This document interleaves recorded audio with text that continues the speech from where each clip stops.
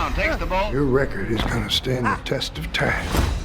Out of all these great characters, unfortunately, I mean, you portraying Jim Brown. He's the only living character out of these people. Yeah. And I mean, a lot of them, I know Muhammad Ali lived for a long time, but a lot of their lives were truncated and short around this event. But you had to study a man in a period of time. Like, how difficult was it to take Jim Brown, whose views have evolved or changed over the years, and kind of study him in a period? How hard is that for an actor to dissect that? Well, that is the challenge, is to, because so many people are familiar with him. They've watched him through the years, or they know him now. And the challenge is to portray that familiarity.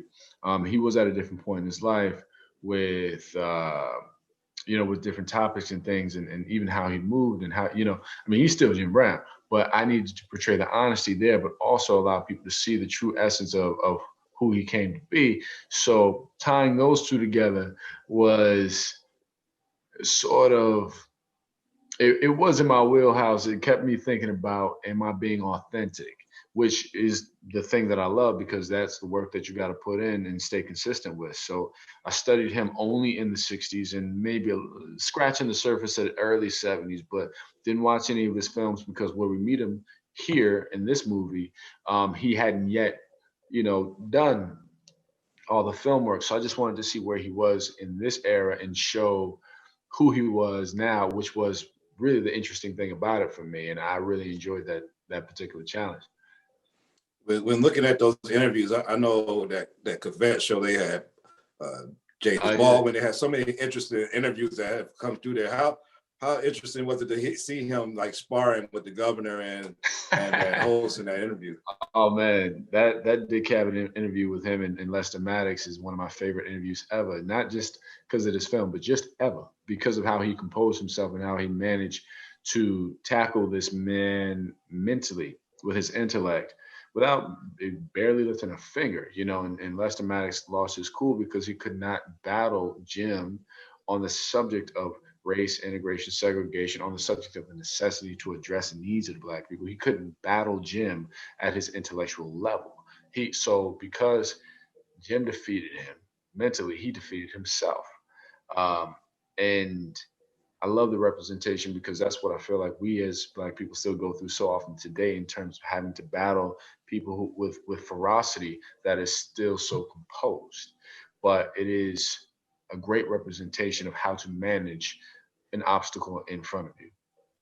Yes, Cassius Marcellus Clay is the new heavyweight champion of the world, boys. Yes, he is. And I don't even have a scratch on my face.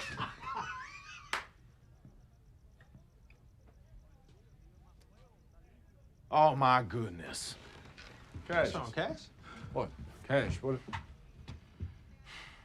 Why am I so pretty? And I'm only 22 years old. There is no way I'm supposed to be this great. Look, Alexander the Great conquered the whole world at the age of 30, and I conquered the world of boxing at 22 without sustaining so much as a scratch. That's right. There he goes. You do the math. All right. When is this party going down? Yeah, that's a good question. What's on the agenda, Malcolm?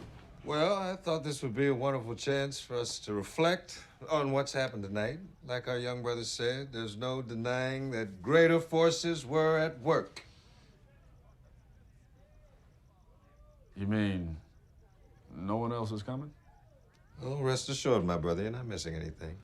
You see Regina King, she's a well-seasoned actress, super talented, does so many projects, and now even she's directed TV and now directing this.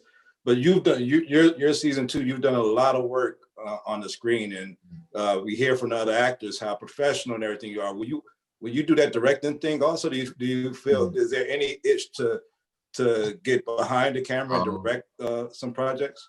Yeah, that will happen. I mean, I had acquired and still have acquisition of a short film that I was set to produce and direct, and then COVID hit and quarantine and all that, but I'm still gonna jump on top of that after my schedule sort of opens up for it. But it was never really fully in my wheelhouse because I didn't have the confidence for it. But as a writer, and I write, you naturally have a vision of, and I knew eventually one day it was going to happen. So I'm gonna stick my toe in there with a couple shorts, and I'm going to graduate from there. But I studied Regina for sure.